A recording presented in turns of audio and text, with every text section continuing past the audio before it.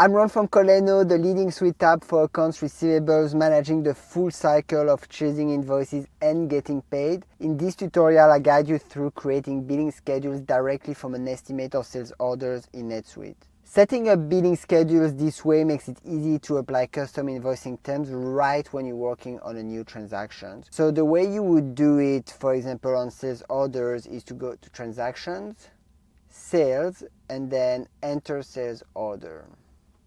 So now here I will select a specific sales order. And once I'm on the sales order, I'm looking for the billing subtab. In the billing schedule, so here, you can select one, obviously that exists, or you can create a new one right from this transaction. So to define the billing schedules, you follow all the different fields that you have on screen. I have another video that speaks about billing schedules creation, although it's not specifically for the sales order. So you'll set the options like the initial amount, recurrence frequency, terms, and so on. If you find this video helpful, please don't forget to subscribe. I would be super grateful, and you'll get more insights on managing billing with NetSuite. The billing schedule created from a transaction default to private, and the private schedules only appear on the transaction where they are created. So to make it public, you will need to check the public box, so it can be used on any transactions, but please note that milestone billing schedules cannot be marked as public. Once you're happy, you will save the schedule by clicking on Save. So here I'm quickly making one.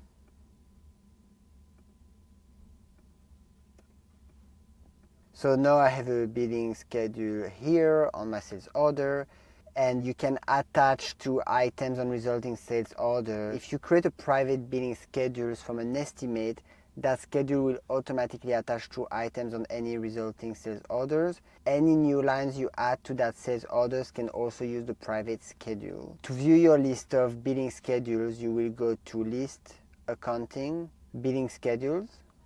And here, if you look at the filters, you will have the type public or private or all. For each private schedule, you will see a link to the associated transaction and the billing schedule record. And obviously, you can start editing and update them accordingly.